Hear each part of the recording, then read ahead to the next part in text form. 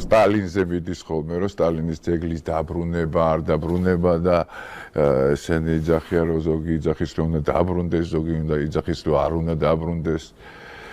იცით რა არის, მე ერთი პატარა საკანშირო ვიჯექი, ერთმა ახალგაზრდა ძალიან მაგარმა გოგომ, მოქანდაკემ, რაღაც საჩუქარი გამომიგზავნა რა, რომელიც ძალიან მიყვარს პრინციპში ეს საჩუქარი და ესეთი რაღაცა ვიფიქრე, რომ როდესღაც უნდა დამთავრდეს, ხო, ეს რაღაც სტალინის და ტროცკიზმის ჭიდაობა საქართველოში და როგორღაც უნდა გადავიდეთ რა, მე 21 საუკუნეში უნდა გადავშალოთ ეს მე-20 საუკუნის ფურცელი და მე მინდა განახოთ ამ მოქანდაკე გოგომ გამომიგზავნა აი ეგეთი ისა რა ქვია პატარა ქანდაკება რა, აი ყურეთ როგორია და ძალიან მიყვარს ეს ქანდაკება რა, აი ძალიან მიყვარს და რას ვფიქრობ, იცით რომ სტალინის ძეგლიც უნდა დაბრუნდეს და გორში აი ესეც უნდა დაიდგეს ივანე ჯავახიშვილის ძეგლი და თვითონ გაარკვიონ ერთმანეთში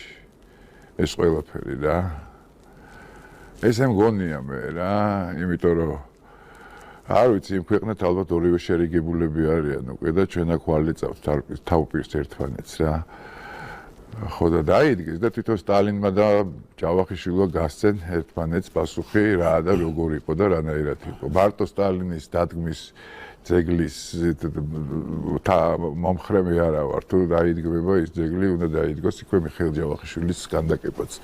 ეს არის ჩემი, ესე ვთქვათ, სურვილი და რა ვიცი, მე მგონი არ ვწდები ამაში, იმიტომ რომ ეს საქართველოს ისტორიაა ყველაფერი, ხო? სტალინიც საქართველოს ისტორიაა და მიხეილ ჯავახიშვილის და 30-იანი წლებიც და არ შეიძლება ეს ძეგლების დამტვრევებით და იმითი და საფლავებიდან ადამიანების ამოთხრებით და კომუნისტური ამბავია ეს ყველაფერი, ბოლშევიკური ის რასაც იღებდა ხო აბულაძე მონანიებას და იქ რო არის ამოთხრა მკვდრის და რაღაც ესეც კომუნისტურ ესე ვთქვათ გარემოცვაში ხდება ეს ამბავი, ეს არ ხდება თავისუფალი ქვეყნის გარემოცვაში რა.